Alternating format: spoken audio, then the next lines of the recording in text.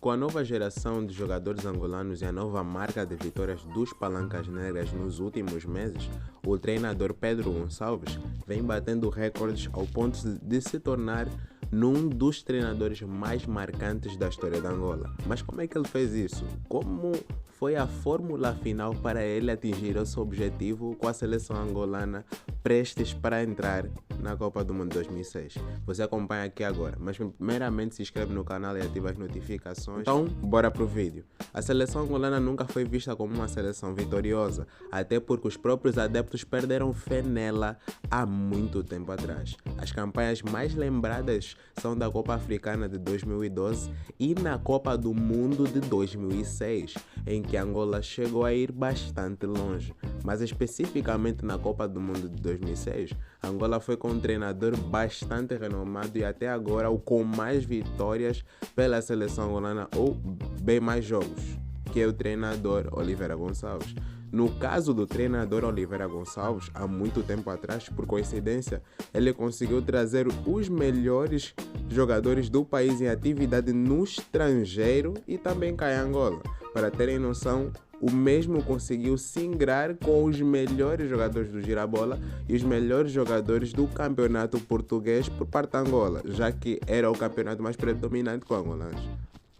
E tudo isso culminou na seleção que foi vista na Copa do Mundo 2006, bem acirrada e cheia de força. Como ele chamou os jogadores mais habilidosos da época para conseguir jogar e dando espaço para poucas promessas conseguirem se integrar. Tanto que o elenco tinha em média 26 anos de idade e a minoria dos jogadores tinha 30. Apesar de dar alegrias e esperanças para o público, não conseguiu gerar resultados satisfatórios. E agora chegamos para 2019. Pedro Gonçalves tinha sido treinador da seleção angolana da Copa do Mundo 2019 por sub-17 e por lá ele pegou uma seleção bastante jovem e promissora e viu jogadores que tinham um potencial gigantesco para conseguir fazer bem mais, tanto que foi a melhor Copa do Mundo que Angola fez na sua história, apesar de parar nas oitavas de final.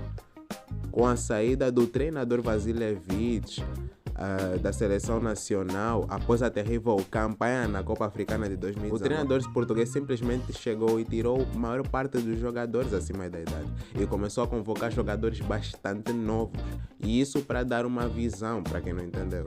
Os jogadores mais velhos do plantel, ou seja, são os que tinham maior experiência na seleção e que estavam em melhor atividade na época. Por exemplo, tem o Hugo Marques, o Fred e o Matheus Galeano. No caso, é só o Fred que continua no plantel. Pedro Gonçalves ainda chamou outros jogadores da base da seleção angolana da Copa do Mundo 2019 e adicionou e fizeram um bom trabalho. No caso do Zini, Zito, Beni e Capita. E a magia final foi trazer mais jogadores talentosos e que tenham uma experiência lá fora. Mas a coisa é bem diferente. Ele iria naturalizar bem mais jogadores para ter um menu mais completo. Em 2019, Vasiljevic naturalizou 2 jogadores. No caso do Wilson Eduardo e do Bruno Gaspar. Já em 2020, Pedro naturalizou mais de 10 num jogo só. E o trabalho foi indo assim. Embora os resultados não tenham sido como esperado no início, Pedro foi continuando o processo e apanhando o jeito. Ele foi naturalizando os jogadores e rejuvenescendo o plantel ao passar do tempo e assim por diante.